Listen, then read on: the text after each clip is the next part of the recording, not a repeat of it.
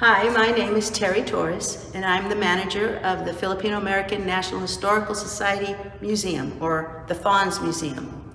And I also have my co-worker here, Beverly and Cabo, and right now we're working on getting our exhibits straightened out for guests that are coming in at 1 o'clock.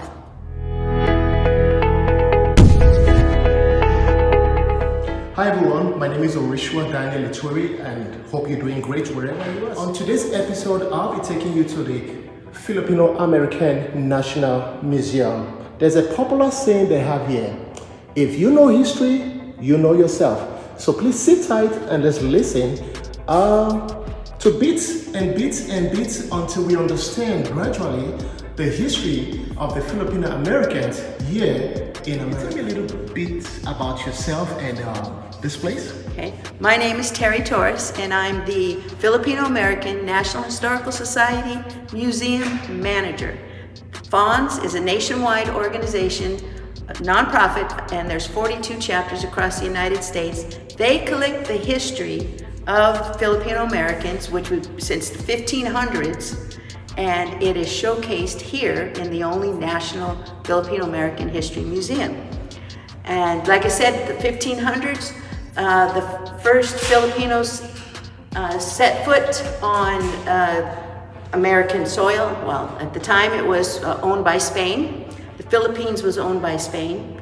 There's a thing called the Manila Galleon trade. Yes, ma'am. And from Spain, they'd go all different places and collect spices and things, and they trade it with Acapulco and Mexico, and then go back to Spain, all over. So there were Filipinos working on the ships. They were crew members.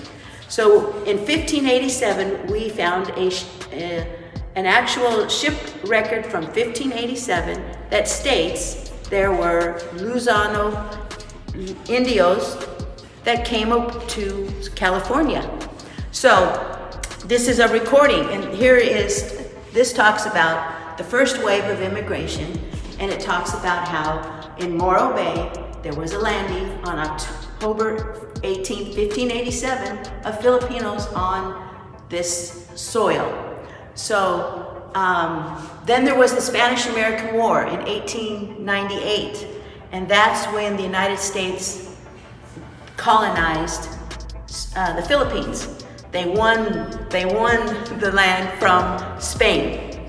So ever since then, Filipinos were free to come over here. And they were recruited by mainly a labor force. So here we have where they were first recruited in Hawaii. The sugar plantations needed workers. They already had Japanese and some Chinese. So now Filipinos were free to come into the United States, and the Hawaii was a United States territory.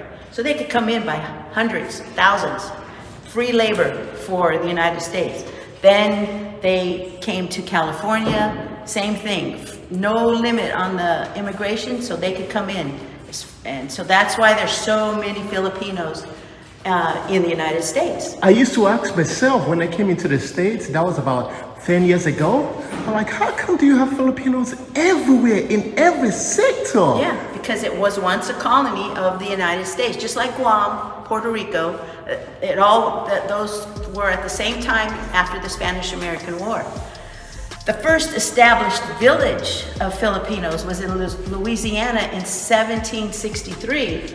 And here talks about it was a shrimping village. Again, they were Filipinos who were working on a Spanish galleon, and they decided to stay behind, and they started a fishing village in Louisiana. It's no longer there. All the hurricanes, wiped it out. But this is the first established Filipino village here in the United States. And it's called Manila Village. Yes. Named Louisiana. after a Filipino? Well, Manila was one of the biggest towns in the Philippines. Okay. And so during World War II, when Hawaii was bombed, Manila, the Philippines, was also bombed on the same day because the Philippines were still a part of the United States. And the Philippines, it was a good shipping ports to go between Asia and United States. That's why the Philippines was so important to the United States. And everybody else wanted it too, because it's, halfway. So during World War II, the Filipinos here wanted to join the US military, but they weren't citizens of the United States, they were nationals. So the president at the time had to change the law of who can join the army. So we had so many Filipinos in the United States that wanted to join the US Army. They created the 1st and 2nd Filipino Infantry. And they were able to go over there and free their, family members because Japan had taken over the Philippines during the war.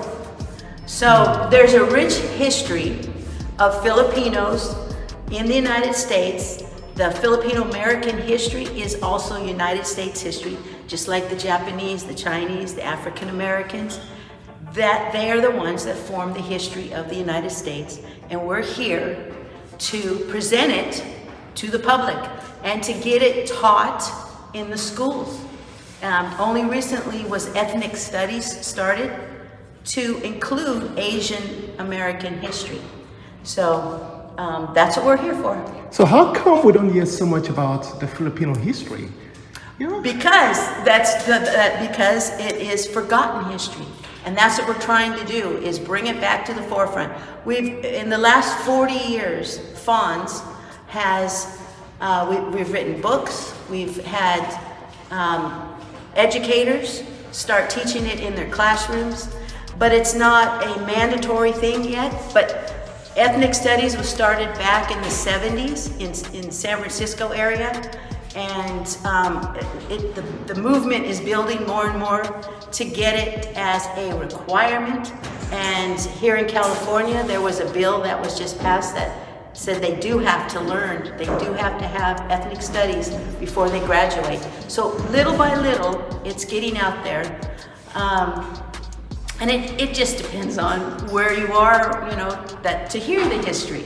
If you're here in Stockton, Stockton had the largest population of Filipinos outside of the Philippines in the early 1900s to the 1960s because of the agriculture in this area. And Stockton was the largest city at that time in this area. So this was the hub. This was their home base. They would go work out in the fields, stay in the camps, and on the weekends they come in here and they spend their money. They knew it was safe for them to come in there because there was discrimination too. During the 30s, during the Depression, well, of course, it's the same thing. The whites didn't want Filipinos taking their jobs, so there was a lot of riots, there was hangings, there were shootings. But here, they were safe to come here. They knew they could only stay in this part of the town, downtown. You don't go north because, people would object.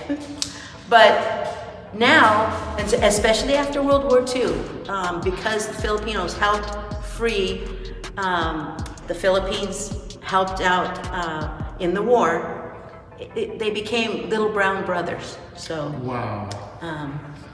So this is where the history is being told, and we're trying as best as we can to get that out there.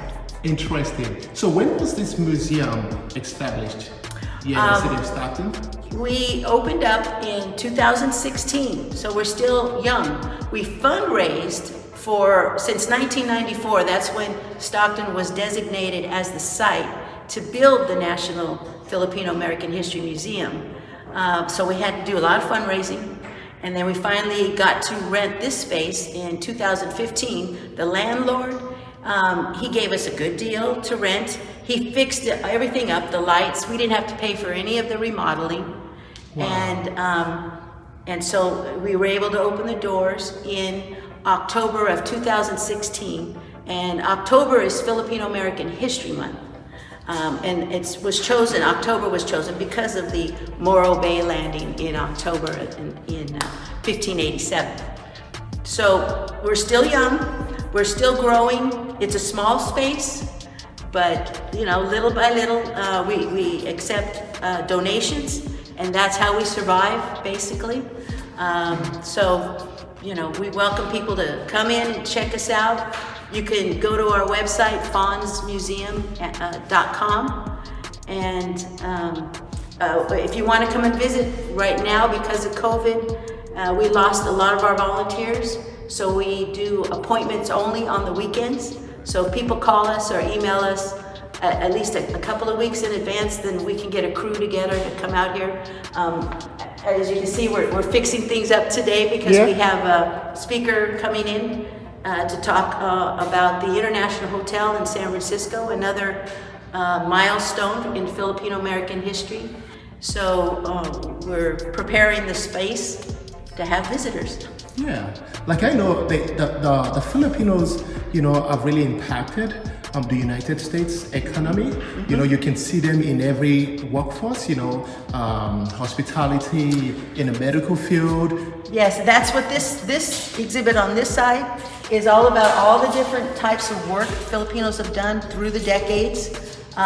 This from 1900 to 1970, they weren't just agricultural workers. They're in the entertainment, the health field, engineers, railroad, restaurants. So that's what this exhibit on this side of the wall is all about, because usually when people think about Filipinos, they just think about them working in the fields, but they did so much more for the history of the United States. So we want to make sure people know that.